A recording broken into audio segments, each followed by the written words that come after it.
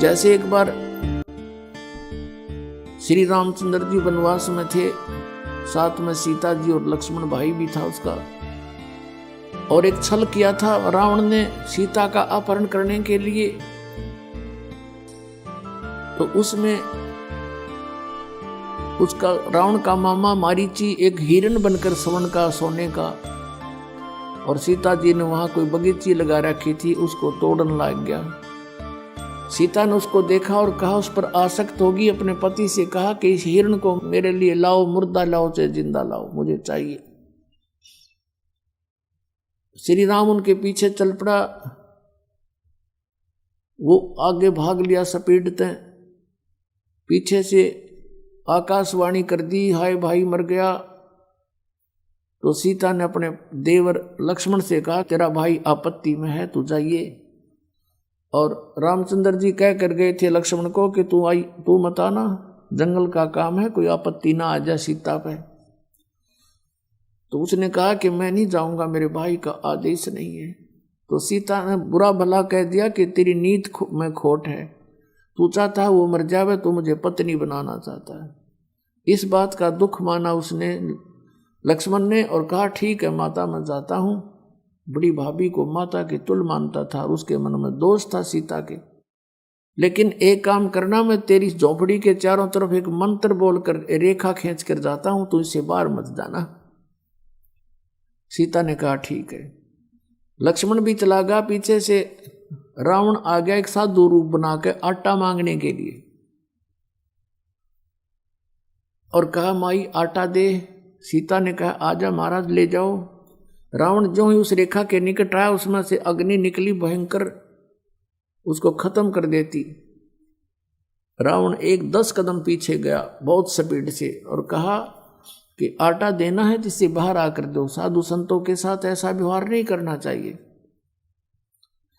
अब सीता जी ने सोचा क्या फर्क पड़ता है, अभी आटा देकर आ जाती हूं रेखा उल्लंघ कर। ऐसा उसने अपनी सोच से सोचा। आटा लेकर के बाहर निकली, जो भी भिक्षा डालनी थी वो लेकर के रेखा पार करके आगे चली गई। रावण ने वहीं से बाजू पकड़ी और कंधे पर डाल ली और उठा ले गया। अपने आत्माओं, जो उस रेखा को लगा कर गए वो कोई मूर्ख थोड़ी थे, वो उसकी अज्ञान सोचती के फर्क पड़ा है, ईब गईर अभी आ जाते हूं। अब कितना फर्क पड़ गया, और कैसे आई वापस। करोड़ों व्यक्ति मरवा दिए, आप भी ब्रांड माटी करवाई और लाखों लोग मरवा दिए। तो पुण्यात्मा, परमात्मा कहते हैं जब लग हंसा हमारी आना, और काल लगे नहीं तेरा बाना। जब लग ये हंस, ये पुण्यात्मा मेरी मर्यादा में रहेंगे, तब तक काल बली तेरा कोई अटैक नहीं हो सकता इन हंसों पर। और जब मर्यादा तोड़ देंगे तो फिर रावण की तरह बाजू पकड़ ले जाएगा यू काल, और बहुत दुर्गति हो जाएगी आपकी। तो इसमें सबसे बड़ी मर्यादा है, मर्यादा में रहना है, और ये फिर मोक्ष दूर नहीं है। तो इस परमात्मा अपने उस विधान अनुसार अच्छी आत्माओं को आकर मिलता है, सतलोक से चलकर आता है। उनमें से किन किन महापुरुषों को मिले, और उसमें यह भी लिखा कि वो दृढ़ भक्त को मिलता है, नकली को नहीं मिलता। उनमें से कौन कौन भक्त हैं जो अभी आपको वर्णित किए।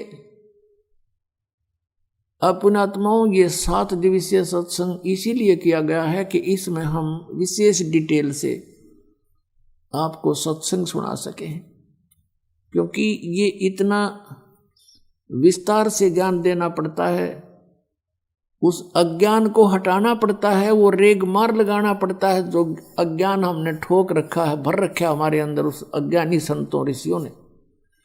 उसके साथ साथ ये ज्ञान सुनाकर, ये प्रमाण दिखाकर, सदग्रंथ दिखाकर, महापुरुषों के महिमा सुना करके वो रेग मार लगाया जाता है, और फिर यथार्थ ज्ञान ओरिजिनल पेंट आप पर किया जाता है।